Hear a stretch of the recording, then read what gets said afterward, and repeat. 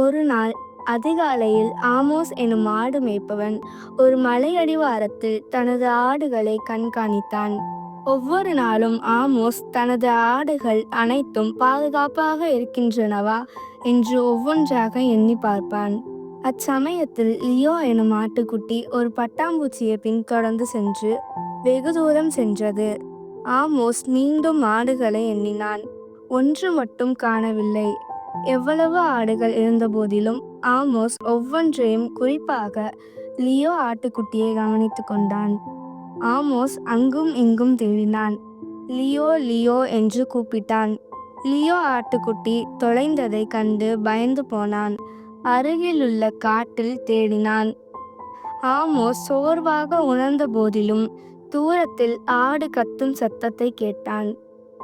Amos சத்தத்தை பின்தொடர்ந்து சென்று லியோ ஒரு புதரில் சிக்கியிருப்பதை கண்டான். ஆமோஸ் மிகுந்த மகிழ்ச்சியடைந்தான். அவன் தொலைந்து போன தனது ஆட்டுக்குட்டியை கண்டுபிடித்தான். லியோவை தன் கைகளில் பாதுகாப்பாக வைத்துக்கொண்டு ஆமோஸ் வழியெங்கும் மகிழ்ச்சியுடன் மந்தைக்கு திரும்பினான். மந்தையில் உள்ள மற்ற ஆடுகள் மகிழ்ச்சியாக லியோவை வரவேற்றன. அன்று இரவு லியோ ஆட்டுக்குட்டியை கண்டுபிடிக்க உதவியதற்காக கடவுளுக்கு ஆமோஸ் நன்றி தெரிவித்தான். ஆமோஸை போலவே கடவுள் நம் ஒவ்வொருவரையும் ஆழமாக நேசிக்கிறார். நாம் அவரை விட்டு தூர விலகி போகும்போது எப்போதும் நம்மை தேடுவார்.